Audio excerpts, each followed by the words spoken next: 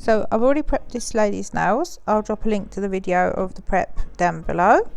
So I'm just going to go in with a thin base coat and cure that.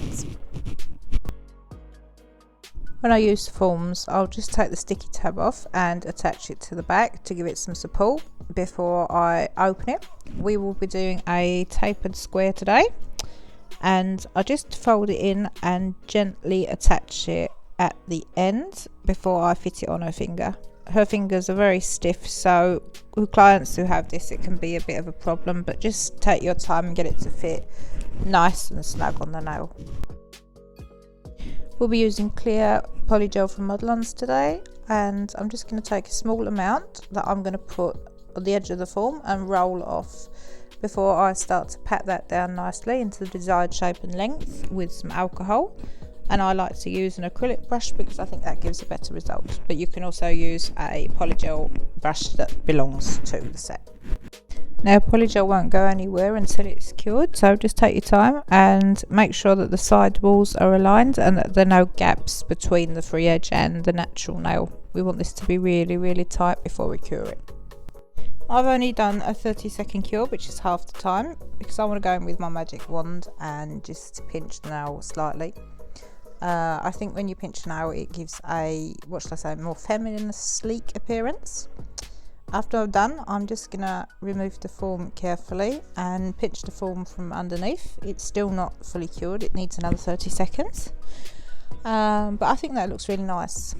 Now, polygel doesn't move, so in theory I could have put forms on all fingers at once and just done them and cured them.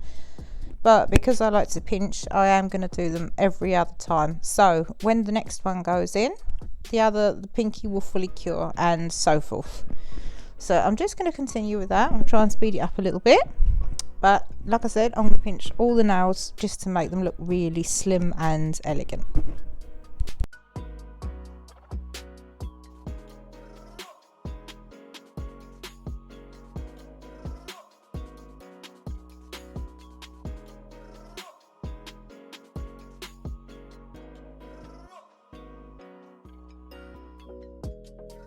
A little word of advice: when you're using the magic wand, you don't need to be too harsh, just pinch it gently. A lot of people use tweezers as well, but on polygel I do rather like to use the magic wands, and as you can see they're going to give a fantastic C curve which makes the nails really nice and strong as well. Another word of advice from me is to not absolutely drench the brush in alcohol or slip solution. Just keep it a little bit moist because we need it to glide over without sticking to the product.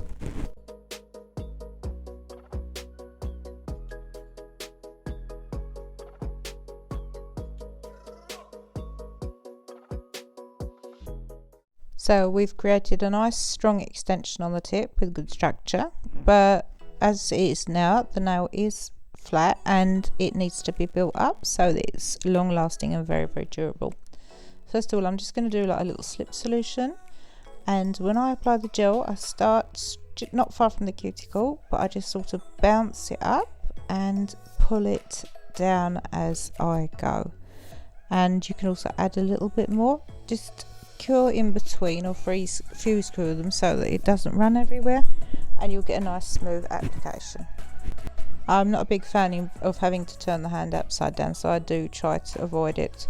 So that's why I will freeze cure in between, because I think that you can make more of a mess sometimes if clients try to tip their hand down.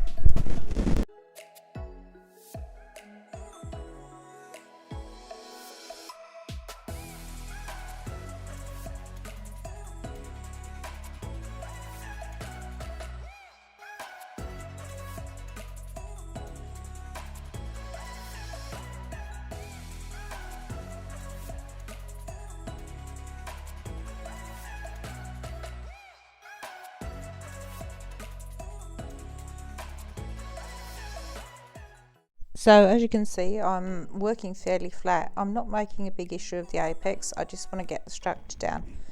I'm going to fully cure these, and when the whole hand's done I am going to go in and work a second time where I'm going to focus on the apex. So not worried at the moment, just covering the nail in gel and getting a nice even surface to work on.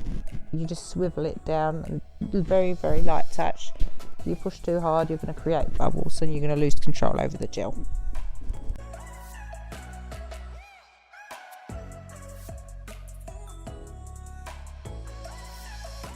So now it's time to create the apex, and what I'm doing is I'm literally just picking up a small amount and dropping like a little sausage down the middle of each nail, not working it too hard, just so we get something to work with, literally keeping it in the middle only. And I'm going to do that again, all 5 fingers, and then I'm going to give it a full cure when I'm done, and then it should be structurally good enough.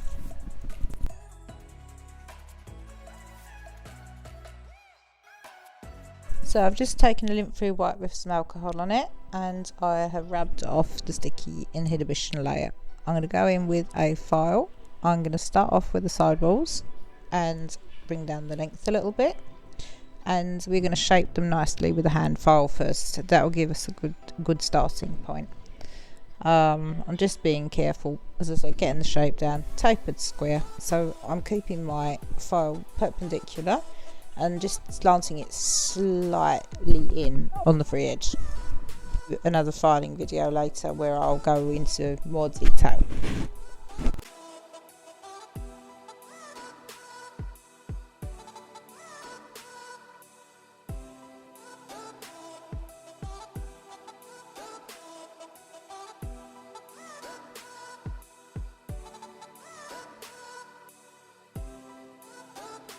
So I'm going to go in with my fine flame bit, just going around the cuticles and making them look nice and flush. And also this is good if you've got any gel stuck to the cuticle or to the sidewall. This would be the time to remove it. Just being really, really gentle though. So now we want to debulk the nail. I'm going to go in with a medium safety bit and just really, really shape it nicely and get out all the lumps and bumps. And like I said, important that we actually remove some of the bulk so they don't look chunky. We do not want nails that look chunky.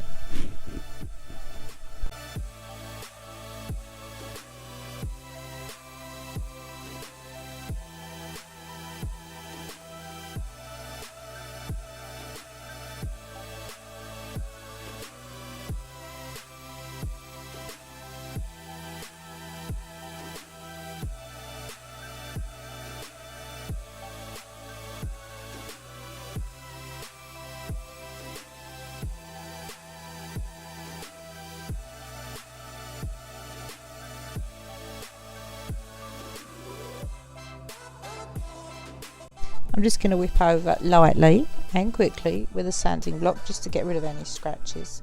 I don't want to polish the surface because I'm going to put gel polish on, and the gel polish needs a surface to stick to. So if you make them too slippery, you can risk them chipping or the polish lifting off, and we really don't want that. So as I said, just get the worst scratches off and buff really, really lightly and quickly. Usually I'll do this step after the hand filing, but I forgot. I'll just tip the client's hand round so I can actually see it from her view and just perfect any kind of unevenness or anything that looks really weird from her side. Usually do it before I file, but I forgot. Okay, let's give them a wipe again and we will be ready to go in with the gel polish. I'm going to do 2 thin coats and I'm going to cure them in between. This is a beautiful colour from Naio, can't remember which one, but it's absolutely gorgeous. And I think they really complement the shape of her nails.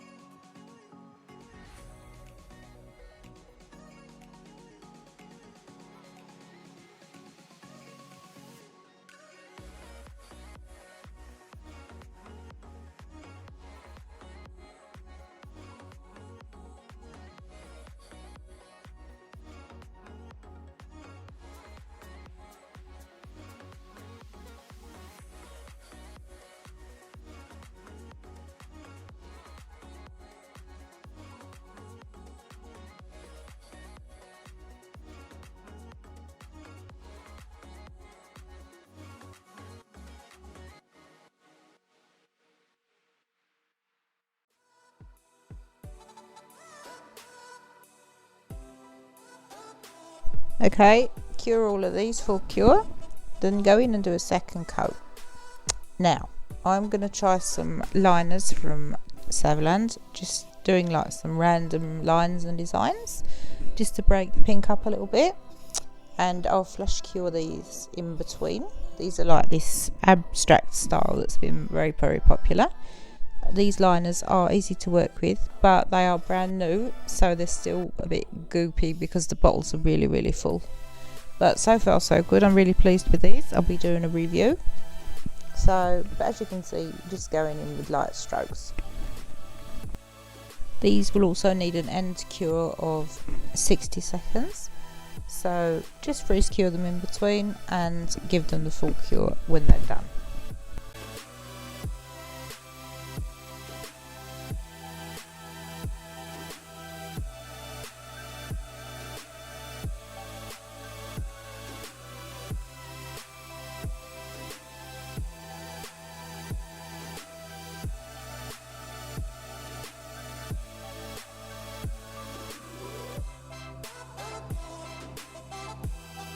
So I'm going to go in with a thin layer of Model 1's top coat and give that a full cure, and I'll show you the finished result in a minute. I'll be linking all the products that I've used in the description box below. Thank you so much for watching. I hope you enjoyed this. Any questions, drop them below. So this is it. Thank you, and please join me again for another video. Bye!